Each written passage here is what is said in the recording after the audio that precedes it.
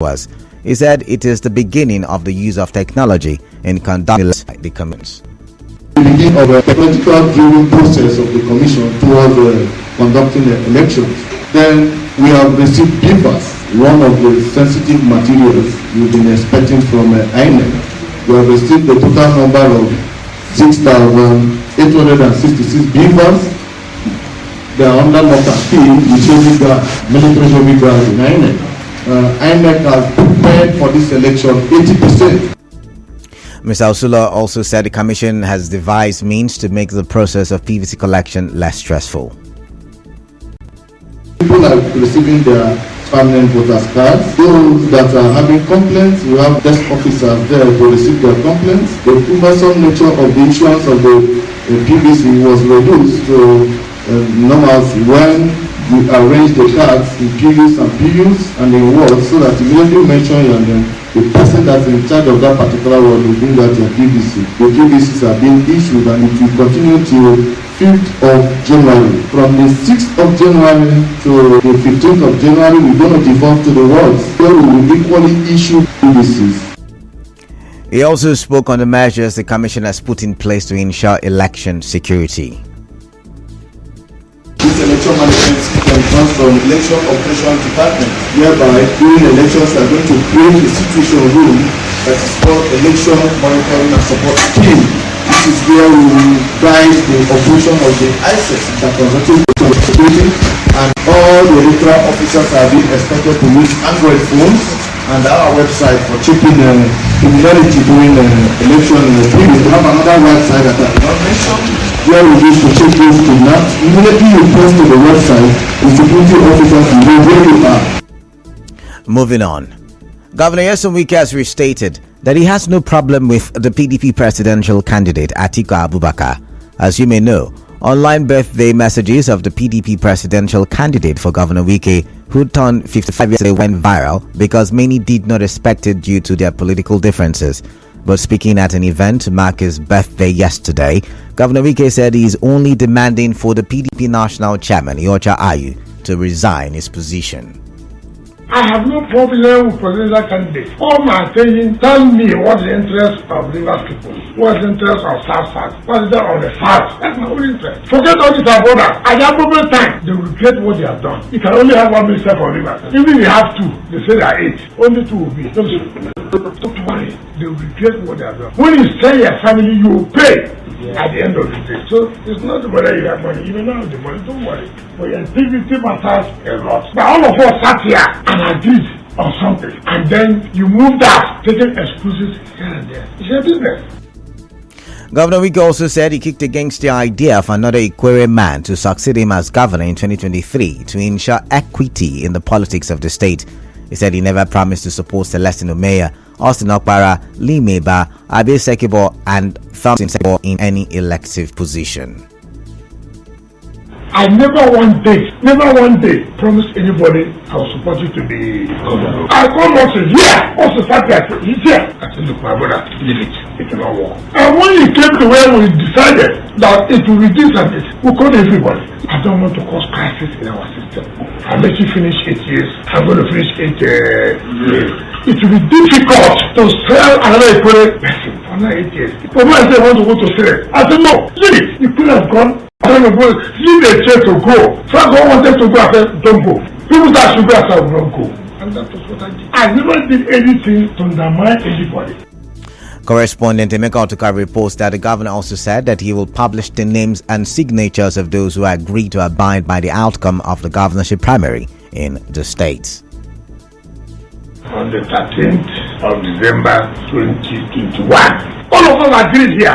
Now look, whoever will do the governor, everybody will work together. All of us agreed. And that was the truth of the matter. All agreed. And when it came to where we decided that it will reduce and this, we called everybody. Leave this. This is what we have in fact, when you see the parents by sister, we'll publish it, see what you sign. We'll win. I'm not running an election, but I'm running an election. The Chief Judge of the Federal High Court, Justice John Tosho, has warned judges against dancing to the tunes of desperate politicians as they handle election-related cases in 2023. Justice Tosho issued the warning in Abuja during the opening of the 38th Annual Judges Conference of the Federal High Court. He told the judges to ensure that pending pre-election cases are concluded within the stipulated time. Justice Ibrahim Yusuf of Kwara State High Court has sentenced 3 persons to death by hanging over the rape and murder of a 300-level undergraduate of the University of Ilorin, Omowumi Olajide. 2 other accused persons were sentenced to 6 years in prison, while 3 were discharged and acquitted. Ms. Olajide was raped and murdered at her Tanke residence around the University of Ilorin on June 2, 2021. 8 suspects, including accomplices, were arrested by operatives of the Department of State Services DSS in connection with the crime.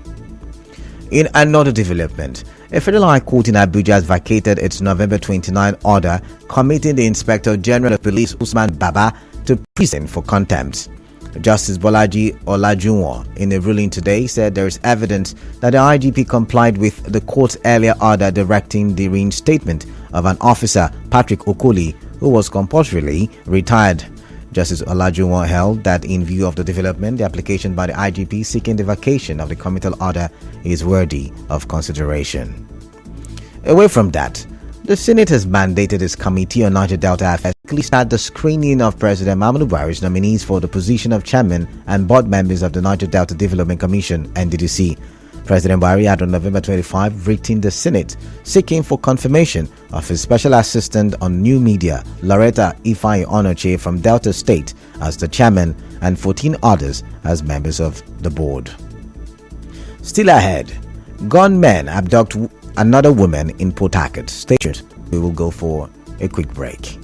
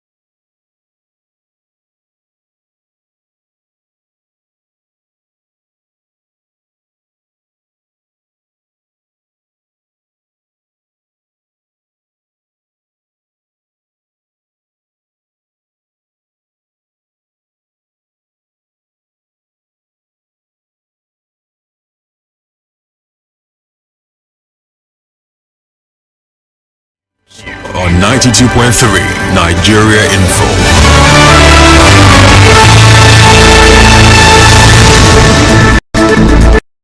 Welcome back. Now to the rest of the news. Gunmen have abducted another woman in Port Harcourt. An eyewitness tells our correspondent that the gunmen intercepted the woman along Road 10 Junction, Umodumaya area of the city. So yesterday at about to 8, we started hearing gunshots at Akwaka phase 2. So everybody was trying to check what was happening. So we now found out that they were chasing a woman with one black, whether Camry or so, but I don't know. So the gunshot was so much. The people came with one black jeep. So they dragged her out from the car and took her away. So we don't know their armed robbers or their kidnappers, but her car was left, and that's all. The police have not spoken on this. Recall that 2 women were abducted from a pharmacy last week. Their whereabouts remain unclear. The civil society recently raised concerns of rising kidnapping cases in the state. They called on authorities to tackle the issue. Minister of Information and Culture Lai Mohammed is blaming the PDP for the recent security crisis in parts of northeast Nigeria. The minister was reacting to comments of the PDP presidential candidate Atiku Abubakar that the federal government has not done enough to end insurgency in the region. At an event in Abuja yesterday, the minister said the insurgency in the northeast started under the PDP administration, where several territories were controlled by terrorists. In business, President Muhammadu Buhari has asked the United States to support Nigeria's $10 billion annual energy investment plans geared towards achieving 30 gigawatts of energy by 2030. The president, who restated the Nigerian government's determination to achieve the target by 2030, made the request during the discussion panel on just energy transition at the ongoing U.S.-Africa Leaders Summit in Washington. In entertainment, Nollywood actress Funke Akindele, popularly known as Jennifer, has disclosed her plans to step away from Nollywood to focus on her political career. Mrs. Akindele, in an interview, said her most recent film, Battle on Booker Street, is her final project. In sports, an inspired Lionel Messi scored from the penalty spot and Julian Alvarez struck twice as Argentina beat Croatia 3-0 on Tuesday to reach their second World Cup final in 8 years. 35-year-old Messi, who suffered defeat to Germany in the 2014 final, is desperate to crown his extraordinary career by winning his first World Cup. And now we'll bring you news from around the world.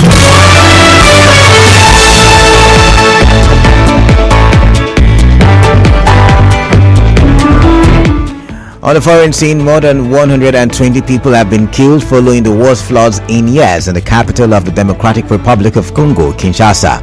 Authorities say major roads in the city center were submerged as heavy rains continued for hours and several homes collapsed. Many of those who died were in hillside areas which suffered landslides. The government has announced a 3-day period of national mourning.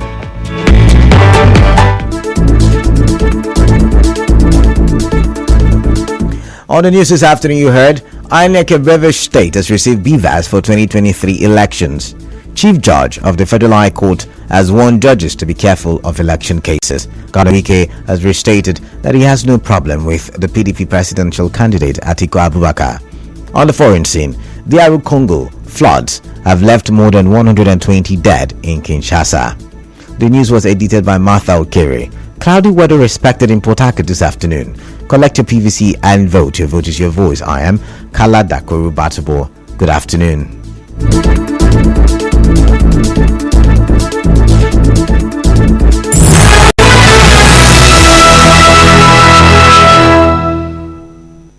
On your number one talk station,